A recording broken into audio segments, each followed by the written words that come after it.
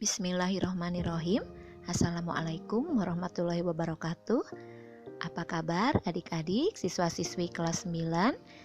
Alhamdulillah, saya Eli Tarliani sangat bersyukur sekali dapat berjumpa kembali dengan kalian semua dalam pembelajaran IPS kelas 9, dan semoga kalian tetap sehat dan bersemangat.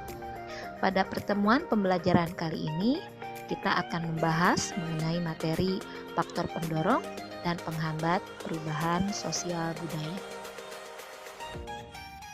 Adik-adik, pada pertemuan pembelajaran kali ini, kita akan mulai dari membahas faktor pendorong perubahan sosial budaya. Tujuan pembelajaran yang ingin dicapai pada materi faktor pendorong perubahan sosial budaya, yaitu setelah kegiatan pembelajaran dilaksanakan, diharapkan siswa atau kalian dapat menjelaskan faktor pendorong perubahan sosial budaya dengan benar.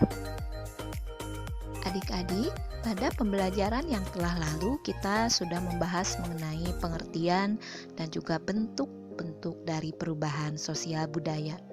Dan sekarang kita akan membahas mengenai faktor penyebab atau pendorong dari perubahan sosial budaya. Faktor penyebab atau pendorong perubahan sosial budaya pada dasarnya ada dua faktor. Yang pertama, faktor internal, yaitu faktor yang berasal dari dalam masyarakat itu sendiri, dan yang kedua, faktor eksternal, faktor yang berasal dari luar masyarakat. Kita akan mulai dari faktor internal.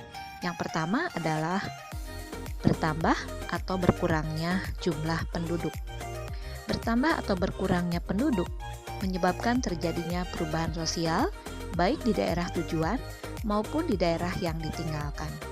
Bertambahnya penduduk pada suatu daerah mengakibatkan perubahan pada struktur masyarakat, terutama lembaga-lembaga kemasyarakatannya. Sementara itu, berkurangnya penduduk menyebabkan terjadinya kekosongan pada daerah yang ditinggalkan. Situasi ini mendorong perubahan pada sistem pembagian kerja, sistem pelapisan sosial, pola pekerjaan, sistem ekonomi, dan sebagainya. Berikutnya, yang kedua dari faktor internal sebagai pendorong perubahan sosial budaya, yaitu inovasi atau penemuan baru. Munculnya inovasi merupakan tanda-tanda awal terjadinya perubahan. Terjadinya penemuan baru dalam masyarakat biasanya melalui dua tahap penemuan, yaitu discovery dan invention. Discovery yaitu penemuan-penemuan baru dari suatu unsur kebudayaan baru, baik berupa alat maupun ide atau gagasan baru. Adapun discovery dapat menjadi invention apabila suatu masyarakat sudah mengakui, menerima, bahkan menerapkan penemuan baru tersebut dalam kehidupan sehari-hari. Dari faktor internal yaitu konflik sosial. Penyebab terjadinya konflik atau pertentangan karena adanya perbedaan, baik perbedaan kepentingan, perbedaan pendapat, perbedaan budaya, atau perbedaan antar individu. Konflik dapat menyebabkan terjadinya perubahan dalam masyarakat. Adik-adik, selanjutnya faktor yang keempat dari faktor internal penyebab perubahan sosial budaya yaitu terjadinya pemberontakan dalam masyarakat atau disebut juga revolusi. Terjadinya pemberontakan diawali dengan adanya ketidakpuasan dari sebagian masyarakat terhadap sistem kekuasaan yang dianggapnya tidak cocok, sehingga mereka mencoba untuk keluar dan membuat sistem kekuasaan yang berbeda. Yang kelima dari faktor internal yaitu sikap menghargai hasil karya orang lain.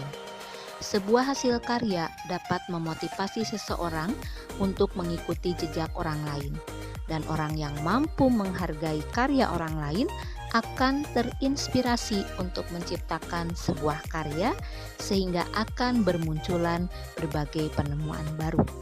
Yang keenam, sistem pendidikan yang maju. Pendidikan sangat membantu manusia untuk berpikir secara terbuka, sehingga mau dan mudah menerima hal-hal baru yang akan meningkatkan kualitas sumber daya manusia. 7. Keinginan untuk maju atau berorientasi ke masa depan.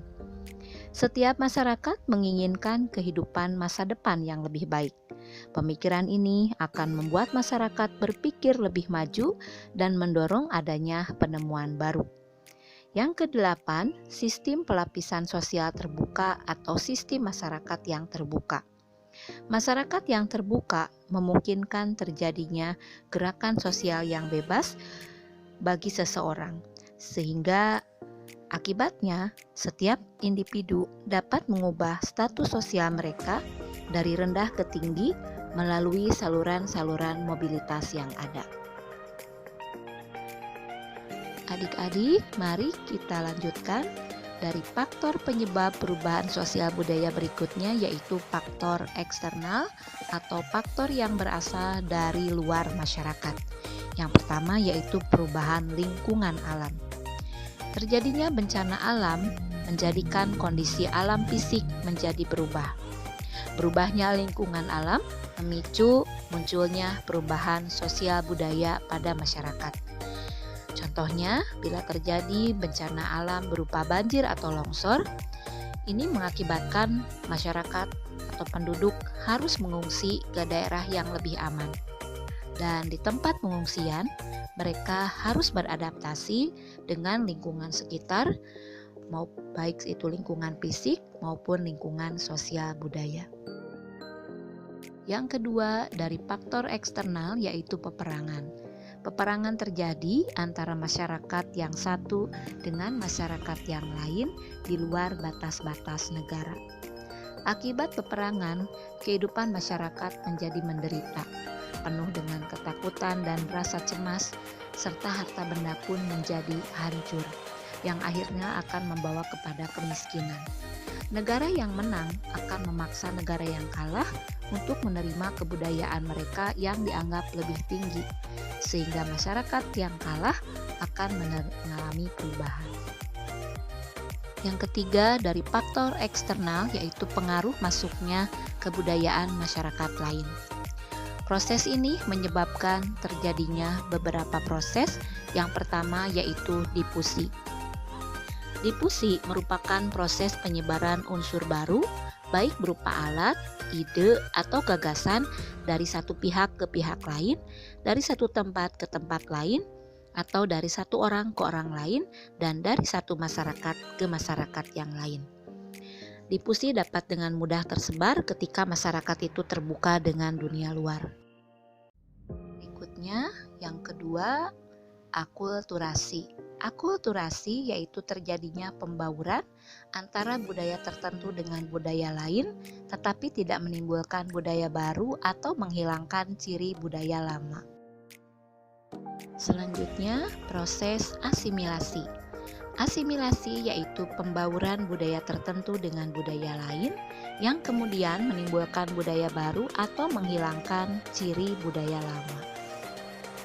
Selanjutnya, dari pengaruh masuknya budaya ke suatu masyarakat yaitu penetrasi budaya. Penetrasi budaya yaitu proses masuknya unsur budaya kepada suatu masyarakat, baik secara damai atau secara paksaan. Misalnya masuknya suatu agama atau masuknya kebudayaan asing melalui penjajahan. Masih mengenai pengaruh masuknya budaya asing ke suatu masyarakat, yaitu invasi. Invasi yaitu aksi militer di mana angkatan bersenjata suatu negara memasuki daerah yang dikuasai oleh negara lain dengan tujuan menguasai daerah tersebut atau mengubah pemerintahan yang berkuasa. Pengaruh masuknya budaya ke suatu masyarakat lain yang berikutnya adalah milenarisme.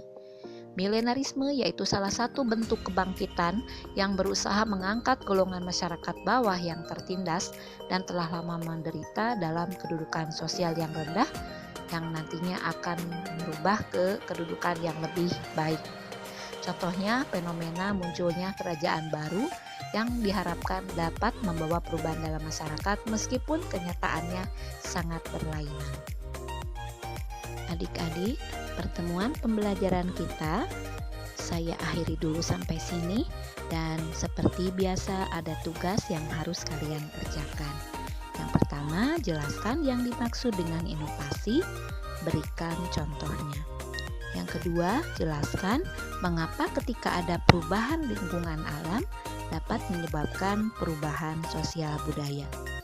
Dan yang ketiga, jelaskan perbedaan antara akulturasi dan asimilasi budaya dan berikan masing-masing contohnya. Saya haturkan terima kasih banyak atas perhatian adik-adik semua. Semoga kita dapat berjumpa kembali dalam pembelajaran IPS kelas 9 berikutnya.